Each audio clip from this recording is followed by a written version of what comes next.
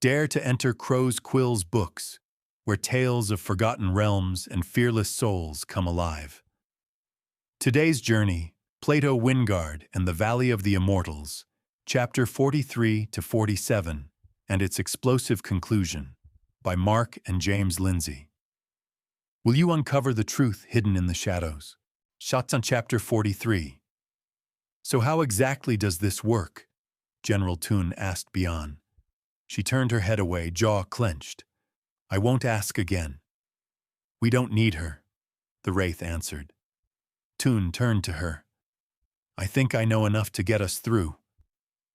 General Toon and the Viper stood to one side, as the Wraith directed the proceedings.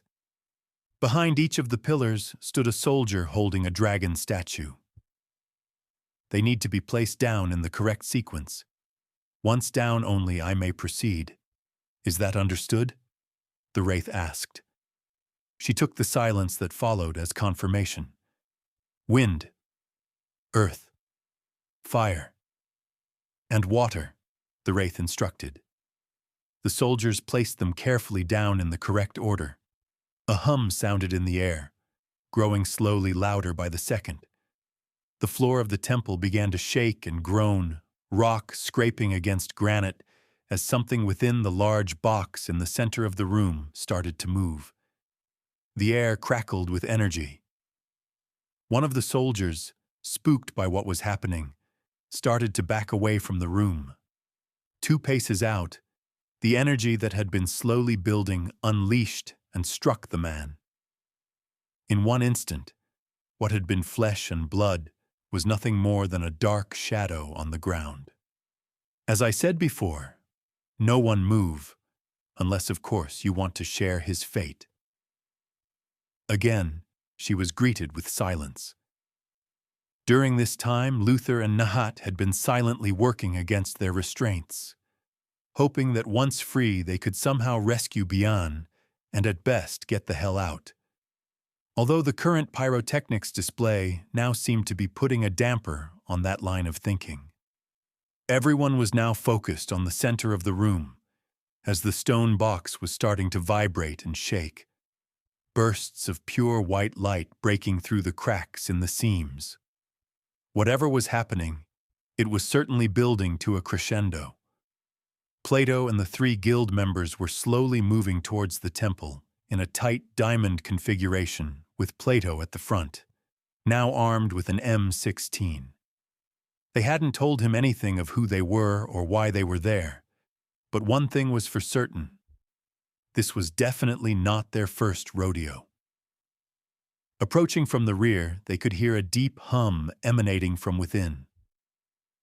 Plato looked back at Malachi and pointed at the large hole in the rear of the temple, where bursts of light could be seen strobing out like a welder's spark. Malachi's eyes narrowed as he clearly mouthed the words, "Keep going." Plato's jaw tensed. Inside the temple, the humming had become so loud that everyone had covered their ears. The shaking had subsided slightly, but the stone box in the center continued to give off a visually stunning light show. There was a grinding lurch, and the temple shuddered violently for a second. Then the movement stopped, as did the humming.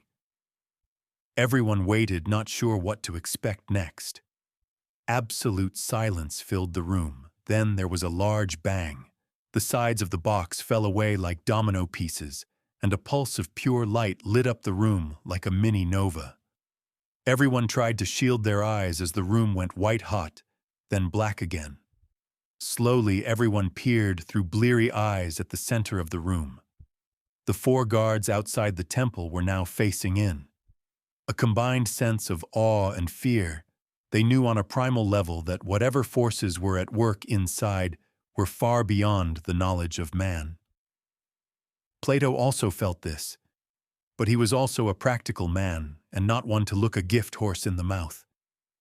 He removed his dagger as he moved up silently behind the first man. Grasping the man from behind, he whipped the man's head to the right and thrust his dagger down into the soft spot behind the collarbone, directly into the heart. Death was instantaneous. Toon's other three guards were dispatched in similar and equally efficient manners by the guild. "It is magnificent," Toon said in reverence. No one argued. Sitting atop the dais was the famed Jade Cup, a simple but elegant design that gave off a brilliant, pure aura. "Now is the time to show your worth. All of those years ago, I knew you would be useful," Toon said.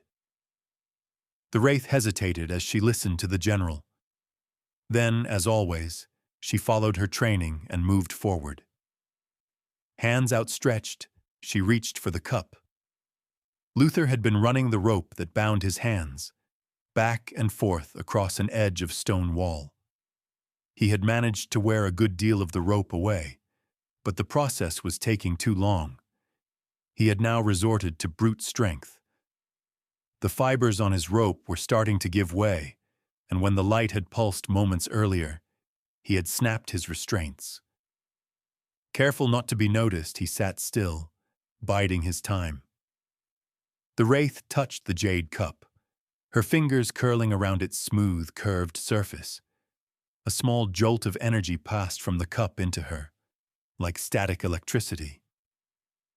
A smile touched her lips as a distant memory came back to her. Plato and two of the guild members moved stealthily around the front of the temple, the third member of the guild covering the hole in the rear. One soldier now stood guard, his attention diverted by what was going on inside. Plato tossed his dagger. It twirled gracefully through the air before spearing into the throat of the soldier. Clutching desperately at the blade, he fell noiselessly to the ground. The wraith grasped the cup and started to lift it from the dais, then stopped. "What is the problem?" Toon asked. The wraith paused, then replaced the cup. "Do you remember when you first found me?" the wraith asked sweetly. "What?" Toon replied, confused. "I remember my dead mother and the way you pulled me from her arms. I remember the 10 years being worked in the Jade Palace. I remember the 3 years working under that French monster of yours, training to become your pet assassin. I remember the war and doing every dirty job you asked. But mostly I remember my mother," the wraith said. "What are you talking about?" Toon said, puzzled. The wraith pulled her pistol and pointed it at the general's head. "I am no longer your pawn," the wraith said, and pulled the trigger. General Toon had but a split second to register his fate before his head blew apart. Chapter 44. As the general's body fell to the ground, chaos erupted. The Viper swung his pistol towards the wraith, and at the same time Luther sprang from his prone position and collided like a freight train into the colonel's side, sending them both flying into the temple wall. Bian also climbed to her feet and dived at the wraith, knocking the gun from her hand. It slid across the stone floor where both women scrambled after it. Plato and the guild entered through both entrances, and a firefight erupted between them and the 5 remaining guards, bullets ricocheting everywhere. The guards were no match for the 4 highly skilled combatants, and within seconds they were lying dead on the floor.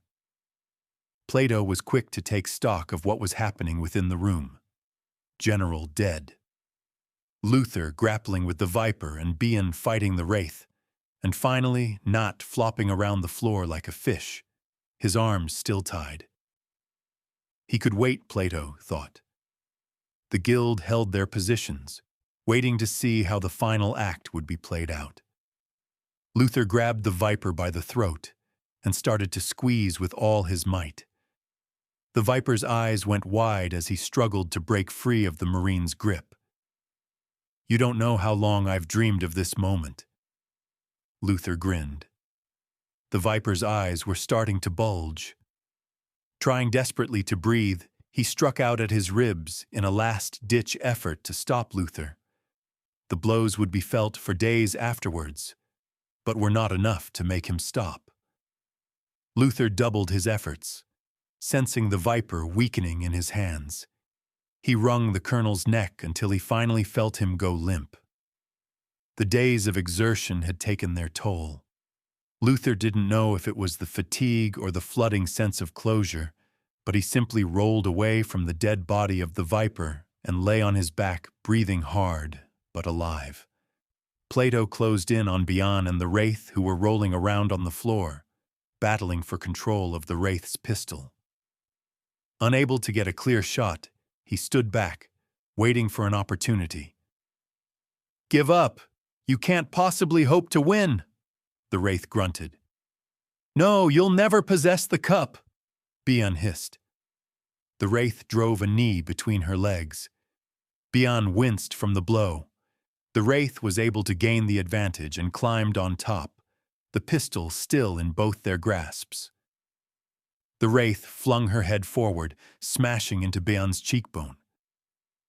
Bian cried out, leasing her grip on the gun. Now taking the advantage, the Wraith started to turn the barrel around, getting ready to fire the pistol. Just as she slid her finger into the guard, she stopped with a sudden jolt. Looking down at Bian with wide-eyed surprise, she saw the handle of a push dagger sticking out from just below her rib cage. "This can't be," the Wraith whispered. "All the pain. It was never meant to end this way." She tried to take a breath but hissed in agony. Bian carefully rolled her off. "I think I can understand you now. Maybe not forgive, but understand. I hope you will now find peace," Bian said, and thrust the blade in all the way. The Wraith jerked, then went still. Plato raced to her side and pulled her to his chest. Bian was crying. She hugged him back. "It's all right, I've got you," Plato said soothingly. "I killed her. She must have suffered so much pain. She was broken, and I killed her." Bian wept. I know," Plato whispered. "Who the hell are you people?" Luther growled. "Shit," Plato thought as he released Bian. He turned to find the 4 guild members facing down a pumped Luther, now armed with a dead guard's AK-47. "They're with me!" Plato yelled out. Luther looked at his partner, confused. "What?" Plato gave a quick explanation of who they were, and more importantly, how they had saved him. All the while, the 2 groups kept up their standoff. "How fucking convenient!" Luther growled, still keeping his weapon up. During this time, Plato also managed to untie Nat, who was less than happy to have been prone during this final act. "'Bout time," Nat fumed as he lit a cigarette. Plato ignored Nat as he moved towards the dead body of Huin. "What happened?" Plato asked. "The viper. He was about to kill me when Huin jumped in. He saved me," Bian said with a sad smile. "He was quite a man. I'm sure he's with family now." "Rest easy, brother," Plato said, and closed Huin's eyes. He then got to his feet and raised his rifle. "Now, this brings us to my next point. Luther was right. As much as I appreciate your help, I have a strong feeling that you didn't do it out of the kindness of your heart," Plato said to the 3 guild members. "How perceptive," the one with the white eye called Malachi said with a cruel grin. "You want to fill us in then?" Luther growled. "I'm afraid that's on a need-to-know basis, and you don't need to know," Malachi hissed. "I'm afraid my companion is right, although he has trouble being diplomatic about it," Kylian said. "That's not good enough. I have a lot of questions for you, and the first one is, what did my father have to do with your organization, and are you responsible for his death?" Plato asked heatedly. "I can see where this is going," Kylian sighed, as he turned his rifle on Plato. "The only thing I can say with certainty is that we're taking the Jade Cup. This is happening whether you want it or not. I will regret taking your life if you decide to interfere," Kylian said honestly. "And what makes you think that I'm going to allow that?" Plato asked. "Mathematics. We currently have the advantage in firepower. Kylene said simply. Plato looked at the 3 guild members holding automatic weapons, then at Luther armed with his AK-47, Bian currently unarmed, her dagger still protruding from the wraith's chest. The sound of a weapon being cocked sounded behind the 3 guild members. They froze. "What up, bitches?" Not said cockily. "I suggest that no one moves, or my good friend will turn your backs into mincemeat," Plato suggested. "See, everyone underestimates me," Not said as much to Plato and the others as the guild members. "What I suggest now is, one at a time you place your weapons on the ground, holding the barrels, then kick them over. You will then turn around and place your hands on the wall," Plato instructed. After the guild members grudgingly complied, Luther went about frisking them for additional weapons, of which there were plenty. "Plato, check this out," Luther said, and tossed a small leather notebook to him. "If you have any brains, you'll give that back," Malachi grunted, as Luther tied his hands behind his back. "Thanks for the advice, but I think I'm going to hold on to this," Plato said, slipping the notebook he had found into his pocket.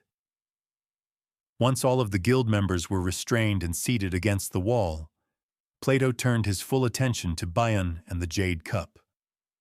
"Now it's your turn," Plato said.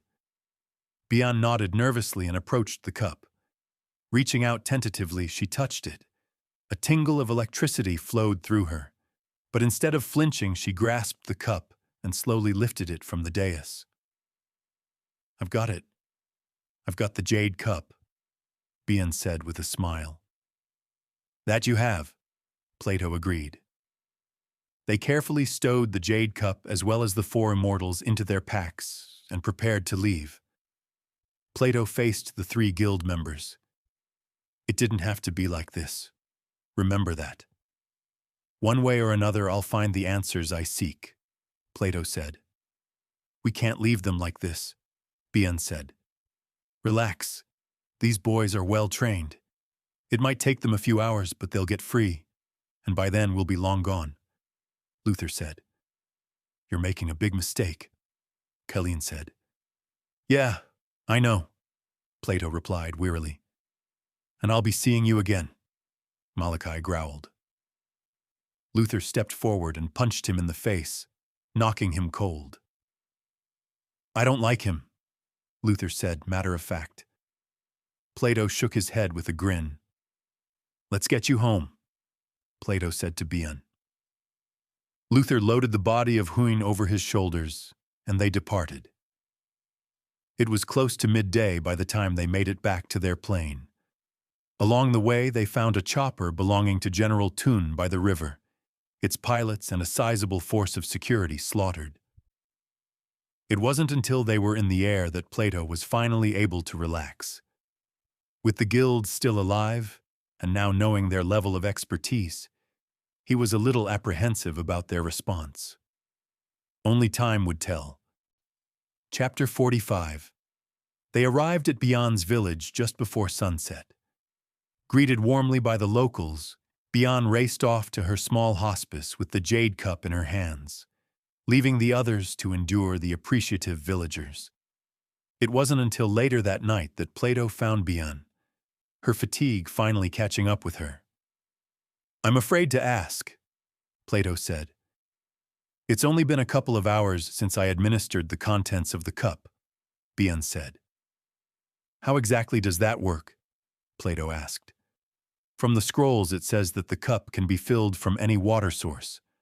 Once full, I don't know. It's somehow imbued with the magic of the cup. But I can tell you, though, it's working. The ward is full of people who only hours ago could barely move, and now they are eating and talking. It's a miracle," Bian said with a smile. "That's great news," Plato said, and reached out to hold her hand. "Once I tend all the sick, I will make sure the entire village is inoculated," Bian said shyly, as Plato slid close towards her. I would like to take this moment to say the— Plato leant forward and silenced her with a kiss, tender and passionate. Bian forgot everything else. The next morning, Plato and the others were summoned to the chieftain's quarters. Bian's father was sitting up and smiling when they entered. All four of them had slept peacefully after the ordeals of the last few days, as well as liberal amounts of village wine last night. They were pleased to see his condition bright. "I can't thank you enough," Mr. Chu said. "It was our pleasure, Mr. Chu," Luther replied. "What now?" Plato asked. "After everyone is treated, I plan on securing the cup in the mountains. No one man or group of people should ever have so much power. I would fear the gods would become displeased," Mr. Chu said. "If you say so," Plato replied. "Do you still not believe?" Mr. Chu asked curiously. "The last few days have me questioning everything. Time will tell how I deal with it," Plato said. "Well, in that I ask nothing else," Mr. Chu said. "You're welcome to stay as long as you like." "We thank you, but I think I speak for all of us that we would like to get going." "If you'll have me, I'll stay," Not interjected. Both Plato and Luther looked shocked. "Are you sure?" Luther asked. "Positive. After hanging with you two crazy bastards, I'm ready to settle down. I was a farm boy before the war. Perhaps here I can begin again. Plus, I need to give up the smokes," Not said with a chuckle. "I think that's a great idea. But if you ever change your mind, there will always be a place for you," Plato said, clasping Not warmly on the shoulder. "I would like to ask a favor," Luther said. "Anything," Mr. Chu replied. "I would ask that our colleague Huin be given his final resting place here in the mountains," Luther asked formally. "My daughter told me about the pirate that saved her life. It would be an honor for him to reside with our ancestors," Mr. Chu replied. "I also have one final thing to do," Plato said. After Huin's funeral service, Plato took Bian for a walk along the waterways. Both looked anxious as they strolled hand in hand. "Bian, I want you to know that you mean a lot to me," Plato said. "As you do to me," Bian replied. There was a long silence. "I cannot stay. At least, I understand. My place is here now. But I know you still have questions about your father. If it was me, I couldn't rest until I had them. It would be dishonorable to ask you not to. I will be here until then," Bian said. Chapter 46. With their plane loaded, Luther and Plato stood at the bottom of the cargo ramp, looking out at the entire village, including Bian, Mr. Chu, and Nat. "Take it easy, you two. Tell my uncle I'm safe," Nat said, and shook their hands. "We will, little brother," Luther replied. Bian then ran into the big ex-Marine's arms. "I'm going to miss you, big guy," Bian said, hugging him fiercely. "Stay safe," she added, kissing his cheek. Luther looked down to see her crying. "Be well, princess," Luther said, and kissed the top of her head. That was the final straw, as she pulled away and dashed off crying. "She'll be fine. She just needs time," Mr. Chu said. "Are you sure you want us to take the immortal statues?" Plato said, changing the subject, his eyes shiny. "As I said before, you have gone through hell and back. Take them as compensation. I'm sure they're worth a small fortune. Perhaps you could return one to the sisters. I think they would appreciate the gesture," Mr. Chu said as an afterthought. "Please tell Bian that Plato's voice trailed off. "I'm sure she knows." "Take care, we will meet again," Mr. Chu said. They said their goodbyes before taking off, the departing sun welcoming them on the horizon. Chapter 47. 3 weeks later, Plato and Luther were sitting in their new offices, sipping imported Scotch whiskey and observing a small team of maintenance crew working on their revamped C-123. As per Mr. Chu's suggestion, they handed back a statue to the sisters of Princess Liu Han, who were more than thankful for the gesture. The other three they sold to the Department of Vietnamese Antiquities for a more than reasonable price in exchange for any warrants or charges that were hanging over their heads. With the money they made, they could have easily bought a fleet of aircraft. Instead, they restored their beloved plane to its former glory. They gave a third of their windfall to the Red River Temple anonymously, knowing that the monks would distribute it well within the community.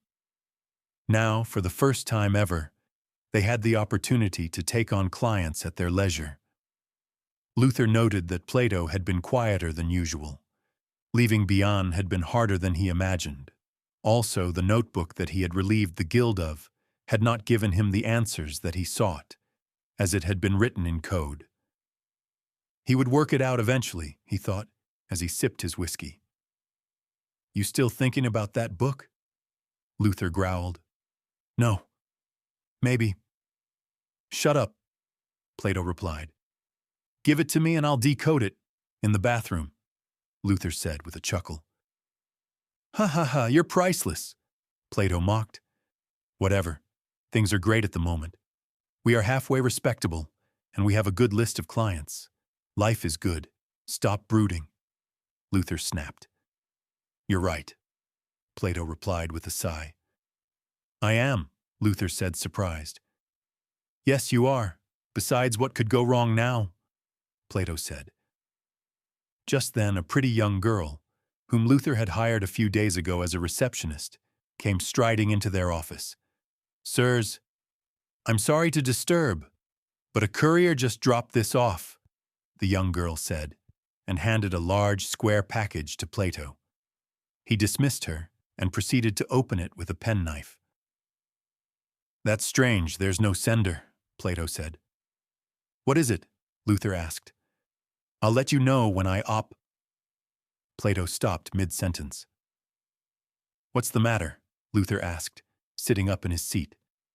Plato's face had gone gray as he looked into the packaged box. After a long silence, he held it out to Luther. Inside was the head of the viper, and inscribed roughly into the skin of the forehead was a message: "The guild never forgets." "Son of a bitch," Luther growled, jumping to his feet. Plato placed the box down and stared up at his friend. "If it's a war they want, then it's a war they'll get," Plato thundered.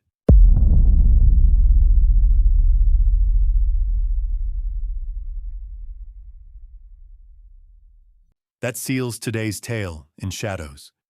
We hope you enjoyed the finale of Plato Wyngard and the Valley of the Immortals, and return soon to Crow's Quill's books, where the next tale awaits, whispering secrets yet untold.